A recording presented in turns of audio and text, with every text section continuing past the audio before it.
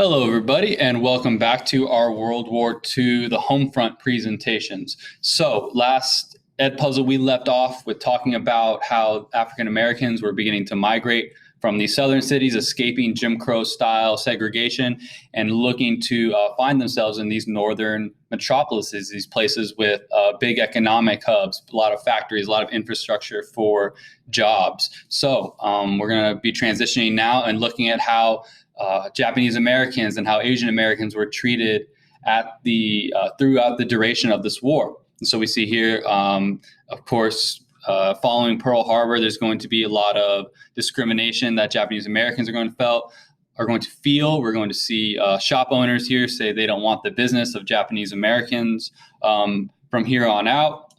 So when the war began, there is going to be over 120,000 Japanese Americans that live in the U.S., and they're going to be primarily located on the West Coast. A lot of them settling in San Francisco, Los Angeles, these big Seattle, these big cities along the West Coast is going to be primarily where Japanese Americans who immigrate are going to locate. So following Pearl Harbor, many people were suspicious of possible spy activities by Japanese Americans. And in 1942, FDR is going to order that Japanese Americans are going to relocate into 10 centers, primarily located along the West Coast. There's going to be 2 in California, 2 in Arizona, 1 in Utah, 1 in Idaho, Wyoming, Colorado, and then for the East Coast and Southern Japanese Americans, there's going to be camps located along Arkansas. And so what we're going to see here is that Roosevelt is going to sign this order. He's going to force people into camps for the duration of the war. So until 1944, 1945, these people will be contained in these internment camps. And so we're going to take a look now at some photos, some videos. Right here, let's look at the map. So we have in our state of California, we have Manzanar.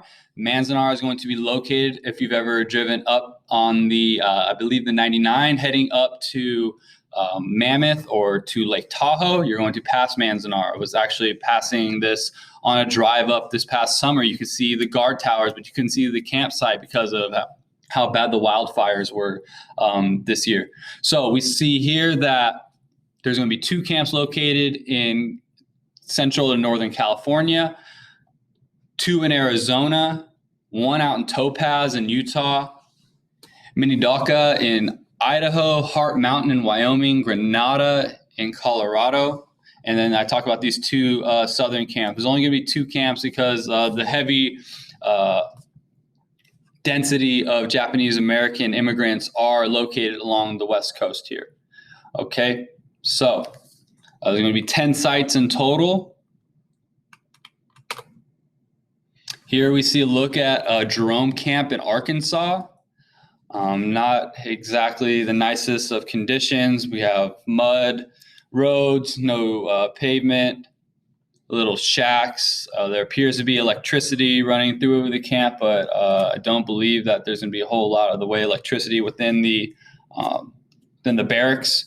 Here is a picture of Manzanar in Central California. This is photographed by famous photographer Ansel Adams, and a lot of people have in recent years have criticized Ansel Adams as part of doing this photography project for the government.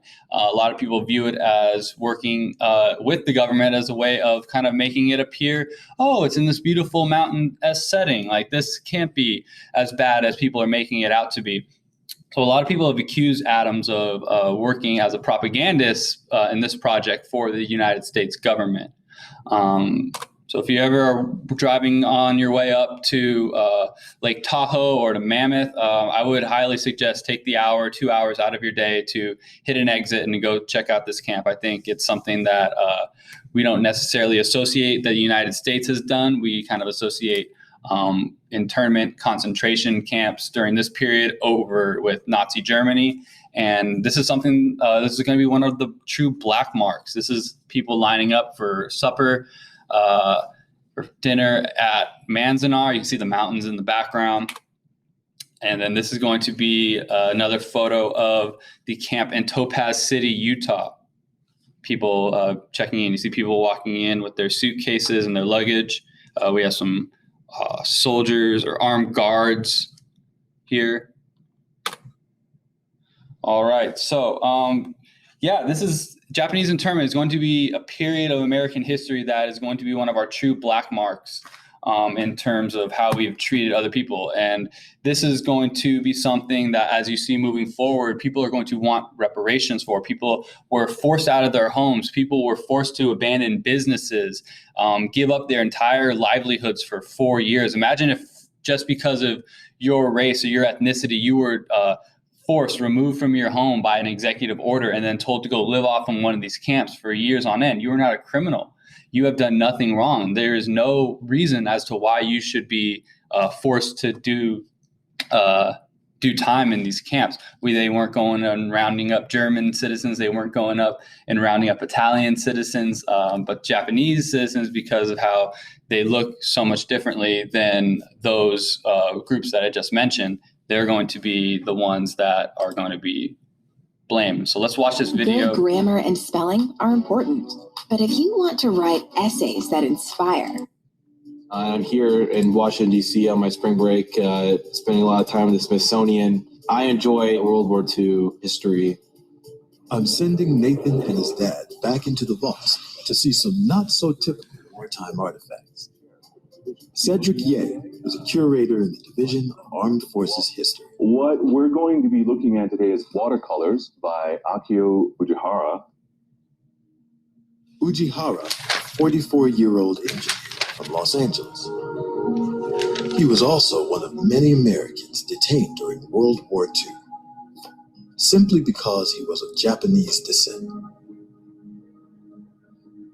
The chapter of history these watercolors depict is rarely discussed. This is just his personal way of remembering what life was like in the camps. This one is from Manzanar. And these two are from Topaz. After Japan's attack on Pearl Harbor, the U.S. government set up 10 internment camps across the West. They detained over 100,000 Japanese Americans perceived as a threat to the war effort. Half of those detained were children. You know, it really wasn't that long ago. People that were in these camps, some of them are still alive. And so many of them. In fact, Nathan is about to meet one. Betty Tyra was only 8 when her family was sent into the Heart Mountain internment camp in Wyoming. There were 5 in our family, an older sister, a younger brother, and my parents. And each of us was allowed to take one suitcase. But it was too much for my brother and for me. So from a family of 5, we only had 3 suitcases. Wow. Every family was issued a number. There were 6 units in a barrack. They were non-insulated buildings. It wasn't even this big, but it had a window on one side and a window on the other, one incandescent light. There was no sink, no bathroom, no stove, but it was just a barren room and 5 cots.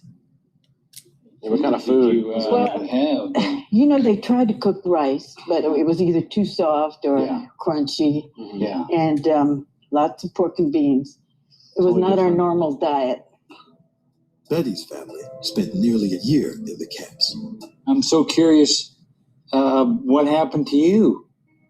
We moved to Washington, D.C. I went to junior high school. High school, I graduated from the University of Maryland. You know, this war experience spurred many Japanese Americans. They did so much to prove their loyalty. They went to school and they have become very successful people in all walks of life. So from that disaster, I think that it spurred us to become even better people. It also spurred us to become a better country. Ultimately, the U.S. government apologized to Japanese American families for the incarceration.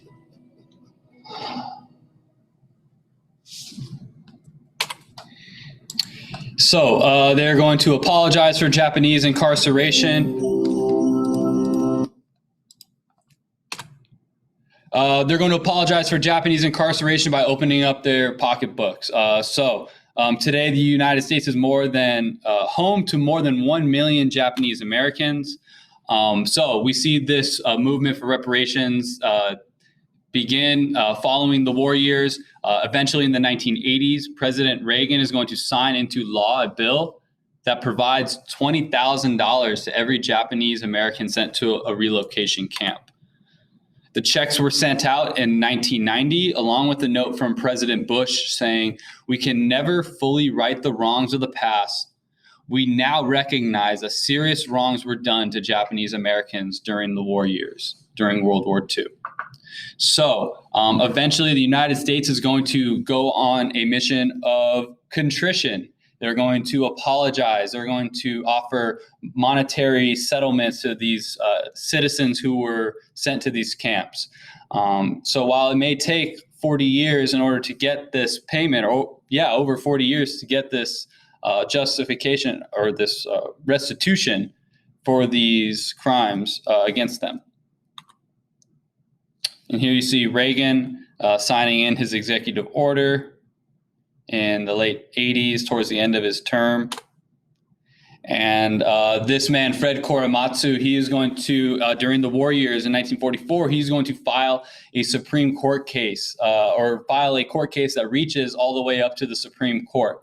And he's going to eventually lose his case, but he is going to be viewed as somebody who is on the right side of history. He is fighting, or he is arguing for something that he believes is just. And eventually the President Bill Clinton in 1998 will award Fred Korematsu the Presidential Medal of Freedom. And so let's come to our final focus question. Do you agree with the decision for to pay Japanese America for internment? Why or why not? So this is a personal opinion. Do you agree with the decision? Why do you think that the United States should open up their wallets?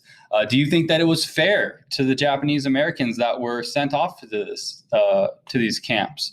So please finish up your focus questions. That will bring us to the end of our World War II, the home front.